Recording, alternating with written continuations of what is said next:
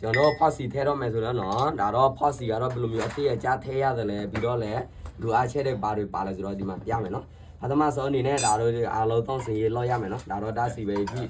စီထောက်ရမယ်နော်ပြီးတော့ကျွန်တော်တို့မထဲခင်မှာဒီနေရာလေးကိုတစ်ချက်လောက်စီပေးပါနော်တောင်ရတွေရှိလာနော်တောင်ရတွေရှိရင်တော့ဖော့စီပြန်ထွက်သွားမယ်ပေါ့နော်အကြောင်းတေချာလေးစီပေးပါနော်ဒါတော့တောင်ရတွေမရှိဘူးပေါ့နော်ဒီလိုမျိုးနေရာထားဆိုရင်တော့ရတယ်ပေါ့နော်အကြောင်းကျွန်တော်တို့မထဲသေးခင်ဒီကြားမှာတွေ့လားဒီကြားမှာပါရင်ထဲရမလဲဆိုတော့YC အရင်ထဲရမယ်အကြောင်းကျွန်တော်တို့ YC ကိုအသိယူလာတယ်ပေါ့နော်ဒါထဲတဲ့အခါစိမ်းတော့စာလုံးတွေ့လားစာလုံးအပြင်ဘက်မှာထားရမယ်စာလုံးမရှိတဲ့ဘက်ကတော့အောက်မှာထားပြောင်းထားလို့မရဘူးနော်မထဲခင်ဒီကြားမှာကျွန်တော်တို့ကော်လေးနဲ့ပပလည်းပလေးနဲ့လိုက်ပေးရမှာဖြစ်ပါတယ်ဒီမှာကြည့်ကော်လေးတွေ့လားဒီမျိုးကော်နဲ့ပလေးတော့သူထူလို့ဆရာမလို့နော်ဒီမျိုးဒါတော့လော်ရအောင်ပေါ့နော်ဒါပေမဲ့မလိမ့်လဲရရဒါပေမဲ့လိမ့်တော့ပူသေးချတယ်ပေါ့နော်အများကြီးတော့မလို့ပလေးနဲ့အဲ့လိုမျိုးနေရာထားလေးနဲ့နော်ပလည်းလိုက်ပေးပါအဲ့လိုမျိုးဆိုတော့ရပြီနော်ဒါတော့နော်ပါလေးနဲ့လိုက်ပေးပြီးတော့ဒီလိုမျိုးနဲ့ကျွန်တော်တို့ထည့်မယ်ဒီမျိုးနေထားနဲ့တက်လေးထည့်ပြီးတော့ကျွန်တော်တို့ဒီလိုမျိုးနဲ့ဒီဖြည့်လေးရိုက်ထည့်မယ်တဲ့အောင်ဒီလိုမျိုးရပြီဆိုရင်တော့ကျွန်တော်တို့အဲ့ဒီဘောလေးနဲ့တွေ့လားဒီဘောလေးကိုကောင်းတက်လေးလိုမျိုးချိန်ထည့်ပြီးတော့ကျွန်တော်တို့တူနဲ့သုံးမယ်ဒီမှာတူတွေ့လားဒီမျိုးရိုက်ဒီမှာရိုက်တွေ့လားတက်ရိုက်တက်ရိုက်တွေ့လားတက်ရိုက်နော်အစောတိဒီမှာဝင်ပြီးတွေ့လားတကယ်လို့ဝင်ပြီးဆိုတော့သူအထိုင်ကြမယ်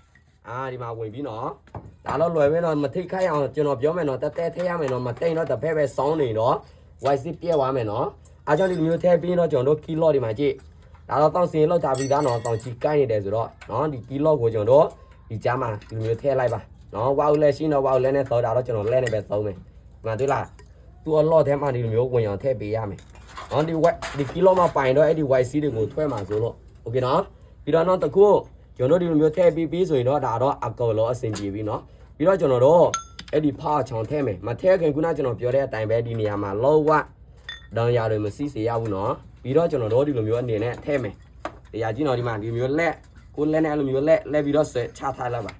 ဒါရပြီနော်ပြီးတော့ကျွန်တော်တို့အဲ့ဒီအချောင်းလေးကိုထည့်မထည့်ခင်ကျွန်တော်တို့စပလင်တစ်ခုကိုမမေးနဲ့နော်စပလင်ကတော့ဒီမျိုးထည့်ပြီးတော့ဆိုဒီမျိုးဝင်ရထည့်ပြီးတော့သူ့နေရာနဲ့သူ့နေအောင်ဒီဝါ့လက်အချောင်းလေးနဲ့ဒီမှာတွေ့လာထည့်ထားတယ်နော်ပြီးတော့အထဲမှာဒီမျိုးထိုးထည့်လိုက်ပါထိုးထည့်ပြီးတော့ဒီလိုမျိုးချနော်သူ့နေအောင်နော်ဒီလိုမျိုးချပြီးတော့ဒီအနောက်မှာကျွန်တော်တို့ထည့်ဖို့ဒီမှာအဓိကတော့ဝါစာပြမမေးနဲ့ဝါစာပြမေးတော့ဖော့စီယူချနိုင်တယ်အကြောင်းကျွန်တော်တို့တဲအောင်ထည့်ပေးရမယ်ဒါတော့တောင်ကြီးတွေသက်ပဲနော်တောင်စင်ရဲ့ရင်လောက်ရမယ်နော်ဒီတော့နော်ကော်နဲ့မထည့်တော့ဆရာကော်ဒီမှာထည့်ဆရာမလို့ဒီနေရာမှာကော်ထည့်ဆရာမလို့ဒီမှာတွေ့လားဒီဘက်မှာလဲဒီမှာဝါစာပြမရှိရင်တော့မရဘူးနော်ဆရာတော့ဝါစာပြမရှိတော့ဘာဖြစ်နိုင်လဲဆရာတော့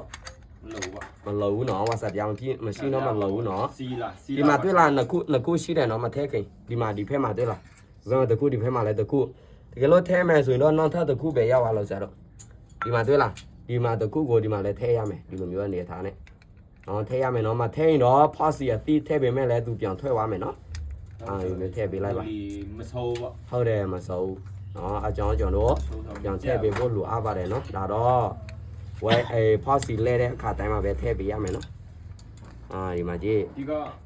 စီဝဲတော့ဒီကဝဲလာမရဘူးလားဆရာဘာဖြစ်လဲဆရာမရောက်လားဒီစီYC လာမပါလာဘူးတဲ့စီဝဲကတော့ YC ကတော့သူ့မော်လီနဲ့သူပါလာတယ်ပေါ့နော်မော်လီပြောင်းသွားမှရမယ်နော်အားလုံးမျိုးထဲဒါတော့ဝင်ပြီနော်မျိုးထဲပြီးတော့ကျွန်တော်တို့ဟိုလီယာနဲ့သုံးမယ်နော်ဒီမှာဟိုလီယာနဲ့ဒီမျိုးသုံးညောင်ရအောင်6တော့ဒါတော့6မြောင်ဒီမျိုးထဲโอเคဒါဝင်ပြီနော်ကျဲတဲ့အတိမကျဲလို့မရဘူးမှာပြုနော်ပြန်တတ်စင်တဲ့အခါတော့တစ်ခါပြန်ကျဲလို့ရတယ်နော်ဒီမှာမျိုးđó đi lo ăn đi này bé nhìn che lại ok ra là nhìn che thả lại đi đó chồng đó xoay chào rồi ra vì nó bà lo em nó đi mà thì giờ chứ nó sập lên the mà sập lên cái đó thì mà chính tôi là chính này chế xí để nó biang thế luôn bây giờ nó chính bé cái đó mà thả luôn bây giờ vì đó là nè lấy cha trong pause bà lo the ra rồi lẽ the luôn tim mà chạy đó mà vào phim mẹ biểu vào phim mẹ trong originalတိုင်းဘယ်လိုမျိုးထဲရမလဲဒီမှာပြမယ် original အတိုင်းဆိုရင်တော့ကျွန်တော်ပြောမယ်တချို့သူတွေကြိုက်တော့ကြိုက်မယ်တချို့သူတွေမကြိုက်တော့လဲဒီထက်ပိုမာချင်လဲပေးများရမယ်ဒီထက်ပိုနဲစီတော့ ပူပြောစီစီတော့ပေးနေရမယ်နော်ဒါတော့ဖောက်စီအတေးကြတော့ဖတ်သမားစောကျွန်တော်တို့မထဲသေးဘူးတိတ်ကြမချေသေးဘူးလေခိုးနေမယ်ခိုးနေတော့လေကိုကောင်းလိုက်မယ်ဘလို့လိုက်ရတယ်လဲဆိုတော့ဖောက်စီနဲ့အရင်ထဲပေးရမယ်နော်ဒါတော့ဖောက်စီနော်ဖောက်စီထဲလိုက်ဒီနေရာမှာအပြည့်အထိထဲဆရာလူလာဆရာတော့မလို့ဘူးနော်ဒါတော့ကျွန်တော်တို့ဘာလုပ်မလဲလေအရင်လိုက်မယ်နော်ဒီနေရာမှာထဲလိုက်ပါထဲလိုက်နော်ဖောက်စီအပြည့်ထဲဆရာမလို့သေးဘူးနော်โอเคတော့ဝဲပဲပြည့်အရင်ထဲလိုက်ပါထဲပြီးတော့ဒီနေရာမှာကျွန်တော်တို့လိုက်ပေးရမယ်ဒီလိုမျိုးလောက်လိုက်တဲ့အခါတွေ့လားဒါအတောင်နားတောင်ကြီးတွေ့လာ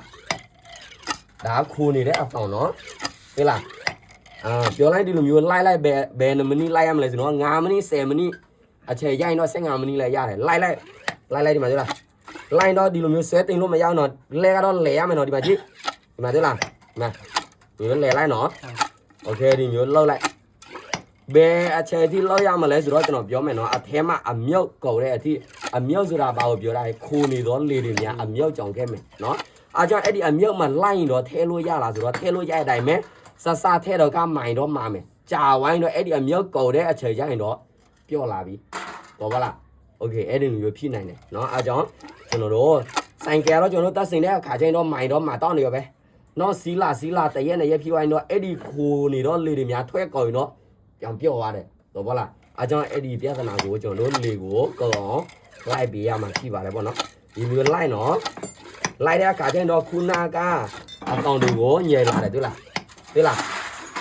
pro ဆောင်မထွက်တော့ဘူးတွေ့လားပြီးတော့စီကတော့နော်နည်းနည်းထားတဲ့စီထားတဲ့နော် ဒါစပရင်မထဲလို့ရှိရတယ်လားဆရာ စပလင်ထဲရမယ်စပလင်မှာထဲရင်တော့နောက်တစ်ခါစပလင်ထားထဲရင်တော့လေထခုံပေါ့လေထခိုးပြောင်းမယ်အားကြောင့်တစ်ခါလည်းပဲပြီးအရင်ထဲလိုက်ရလိုမျိုးစပလင်နဲ့နောက်တစ်ခါထဲဆိုင်အောင်လို့ဒီမှာတွေ့လားအဆောင်လောက်ကခုနပျော်မထွက်တော့ဘူးနော်တွေ့လားအဆောင်နော်အဆောင်ရဲလာပြီနော်โอเคဒါတော့ဒီစနစ် ဒီတဘူ3က4ကထဲအောင် ဒါပဲ တစ်ခါထဲ ဒီမျိုးလိုက်ဒါတော့ကျွန်တော်တို့နီးစနစ်ကြိုင်တော့အချက်အကြာကြီးလိုက်ဆရာမလို့နော်အကြောင်းသေသေးချာနီးစနစ်ရှိရင်တော့အကြာကြီးသုံးဆရာမလို့ခဏပဲဒီမှာတွေ့လာတော့ချစ်သူတွေဒီမျိုးလောက်ရင်တော့လောက်လိုက်တော့ပေါ့ဒီမျိုးလောက်လဲလိုက်ကိုလဲနဲ့လဲလိုက်ဒီလိုမျိုးဒါတော့သူ့ရဲ့လေတွေကိုအမြောင်ဆုံးဖွဲ့ရအောင်โอเคနော်ဒါတော့တွေ့လားအဆောင်လောက်ရညင်ပြီးသေးလားတချို့သူတွေအဆောင်ပဲနားထောင်တယ်တချို့သူတွေကတော့အထက်ကအမြောက်ရှိသေးလားသူတို့ကြည့်တယ်ဒါတော့ကျွန်တော်လောက်တာကြာသွားလို့အဆောင်နားထောင်လာနေသိပြီသူအဆောင်လေးနဲ့နော်โอเคဒီလိုမျိုးလိုက်လို့ပြီးရင်တော့ဒါတော့ရပြီအဲ့လောက်ပဲဒါတွေ့လားအချက်အကြာကြီးကောက်လားအကုန်နီးစနစ်ပဲလို့တယ်တခါတလေနီးစနစ်မကြိုင်တော့အကြာကြီးတော့ရမှာပဲโอเคနော်ဒီလိုမျိုးထဲလို့ပြီးရင်တော့ကျွန်တော်တို့ဆွဲချလို့ရပြီဒီလိုမျိုးဆွဲတစ်ချက်လောက်နော်ပြီးတော့ပြန်ဖြေချလိုက်ရပြီပြီးတော့ကျွန်တော်တို့စီအပြည့်ထဲမယ်တရားနာတော့နော်ဒါတော့အရေးကြီးတဲ့အချက်ရောက်ပြီနော်ဒီတခါတော့စီအပြည့်ဒီနေရာမှာရောက်တဲ့အထိထဲမယ်အဲ့ဒီပိုက်ချောင်းကိုအစောတိဆွဲဆရာမလို့ဘူးနော်ဒီအထိပြည့်တဲ့အထိထဲရင်တော့များသွားမယ်မာတောင်းနေရောပဲဖြစ်နေမယ်အဲဆိုတော့အစောတိချလိုက်စပလင်အထဲမှာထဲလိုက်ဒီနေရာမှာအပြည့်အထိထဲမယ်နော်ကျွန်တော်နီးတော့နောက်နီးစနီးအမျိုးမျိုးရှိတယ်ကျွန်တော်ပြထားပြီးသားဒါပေမဲ့ဒီနီးကတော့အသုံးများဆုံးပဲโอเคနော်အဲဆိုတော့ကျွန်တော်တို့အဆင်ပြေလို့နည်းနည်းမှချေလို့ရှိတော့နည်းနည်းဆွဲထုတ်ပါဟုတ်တယ်နည်းနည်းဆွဲနည်းနည်းမစီခြင်းပဲဆိုတော့နည်းနည်းအဲ့လောက်ဆွဲပြီးတော့ပြအောင်ထက်ဒါတော့ပုံမှန် original အတိုင်းဆိုရင်တော့အစောတိပဲ original အတိုင်းပဲကျွန်တော်လုပ်ပေးမယ်တချို့သူတွေမကြိုက်ဘူးလေနော်โอเคအဲဆိုတော့ကျွန်တော်တို့အပြည့်ထည့်ပေးဖို့မလိုလားကြတော့လိုတယ်အပြည့်ထည့်ပေးလိုက်ပါအပြည့်ဒီနေရာမှာရောက်တဲ့အထိနော်โอเคဒါဖော့စီနဲ့ထည့်ရမယ်နော်တခြားစီမရဘူးနော်โอเคဒီနေရာမှာရောက်တဲ့အထိတွေ့လားဒီမှာရောက်ပြီနော်ဒီမှာရောက်ရင်အမြောက်တွေကတော့ခဏနေပဲကြောင်ခဲ့မယ်ပြီးတော့ကောက်သွားပြီနော်ဒီနေရာမှာရောက်ပြီနော်ရောက်ပြီဆိုရင်တော့ဘာမှမလိုက်ရင်တော့လိုက်စရာမလိုတော့ဘူးပြီးတော့ကျွန်တော်ဆွဲထုတ်ရုံပဲโอเคဆွဲထုတ်ပြီးတော့တောင်းစီလောက်လိုက်ပြီးမှဒီအပေါ်မှာပြန်ကျဲလို့ရပြီဒီမှာသူ့ရဲ့မော်လီကောင်လေးဒီမှာကြည့်မထဲခင်ဒီမှာသတိထားရမှာတော့ white sheet ပါရမယ်နော် white sheet မှာပိုင်တော့အဲ့ဒီအကြီးကိုအပေါ်မှာထွက်သွားကုန်မယ်ပြီးတော့ခဏပဲလုံးလို့မရတော့ဖြစ်နေမယ်နော်အဲဆိုရင်တော့ကျွန်တော်တို့အကြီးကျဲလိုက်မယ်ဒီ OC အစ်လဲရလားဆရာအသေးကတော့အခါတိုင်းလဲဆရာမလို့ဖြောတဲ့အခါတိုင်းလဲဆရာမလို့တကယ်လို့ပါလာမှဒါတော့တော်လို့ရသေးတဲ့အနေအထားကြည့်သေးတယ်လေအဲဆိုရင်တော့ကျွန်တော်တို့ခုနကဟိုလီယံပဲရောက်တော့ဆရာကြီးယူလာသွားပြန်ပြီဟုတ်ပါလေဟုတ်မှာပါအလုံးတက်ချစ်လောက်ပြီးသားဟိုတမ်းမှာစစ်သေးတယ်တချောင်းအော်ဒီမှာတချောင်းမရအလုံးကြီး ဒီမှာနော်ဒီလိုမျိုးနဲ့ကျွန်တော်တို့ပြန်ကျက်တယ်ဒါတော့ကျက်တဲ့အထိကျက်လို့မရပါနဲ့ဘာဖြစ်ဟိုတက်စင်တဲ့အခါမှာတော့တစ်ခါပြန်ကျက်ပေးပါနော်ဒါတော့ကျွန်တော်တို့ပြန်ကျက်လို့ရโอเคနော်ဒါတော့အစောတိကြီးနော်အစောတိကြီးမှနားလဲမယ်နော်โอเคဒီမျိုးလောက်တာလောက်ပြီးတော့အဓိကတော့တောက်စင်ရဲမပေးပေနဲ့တော့ပေးပေတဲ့အခါကျရင်တော့ကျွန်တော်တို့ဖိတဲ့အခါကျရင်တော့ YC ပေါက်သွားနိုင်တယ်တတိတာနော်ဒီလိုမျိုးပြီးတော့နောက်ဆိုအချက်ကဒီမျိုးထက်ဒါထက်နော်ထဲတဲ့အခါကျရင်တော့ဒီမျိုးထက်